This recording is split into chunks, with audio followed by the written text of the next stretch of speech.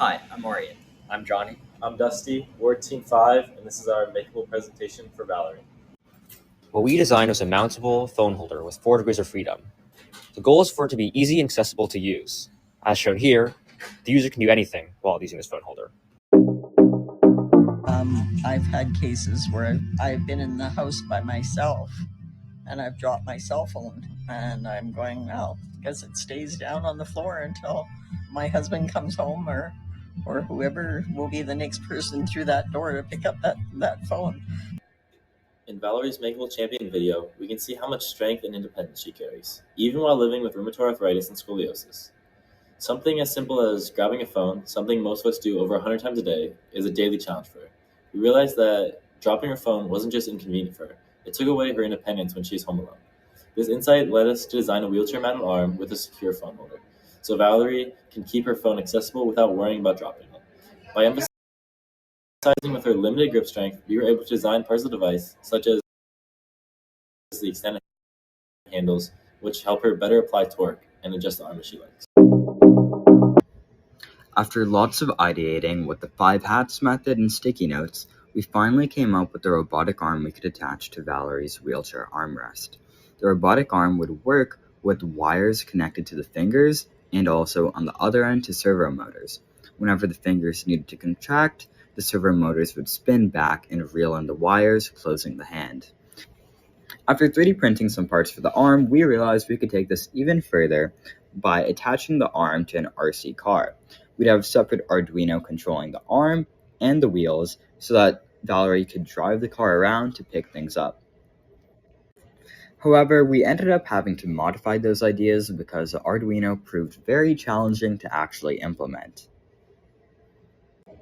So we threw out the RC car and the Arduino, and we replaced the claw at the end of the arm with a phone holder. What this did is it zeroed in on a specific problem we knew Valerie was actually struggling with. A lot of iteration went into our design.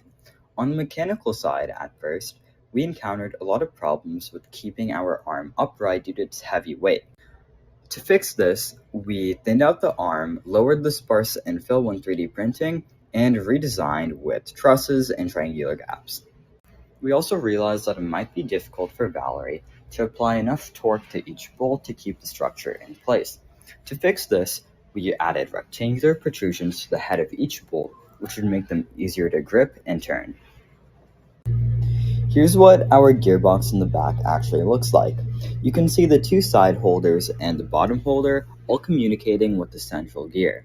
Whenever Valerie places the phone on the bottom holder, it'll go down, tensioned by the rubber band, pulling the side holders in as well and locking the phone in place, preventing it from falling.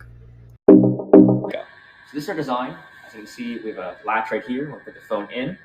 It'll latch on, like so. So if I put in the phone, I'll automatically latch on and adjust to fit the phone. We also have multiple degrees of freedom. We can, for example, rotate. Using these devices, we can rotate to adjust how much I want the phone to be. Similarly, we can rotate over here as well.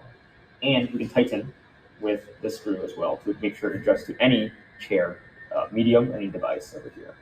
So that's our design. We also see how we can rotate this right here, and we can mount it to any chair surface or whatever Valerie's wheelchair can suffice. As you see, we have 2 mounts here. This clamps onto the chair, and this can rotate to ensure we have good grip stability. So, in summary, we were able to make an adjustable, easily torqueable, mountable phone gripper for Valerie. We've seen how everyday activities like using a phone and potentially dropping it can have a large effect on her, and our solution addresses this by providing an accessible, customizable way for her to use her phone from the wheelchair with minimal risk for it falling anywhere. We learned how to ideate through various prototypes and designs to arrive at our final deliverable. We got practice with CAD, 3D printing, and project assembly.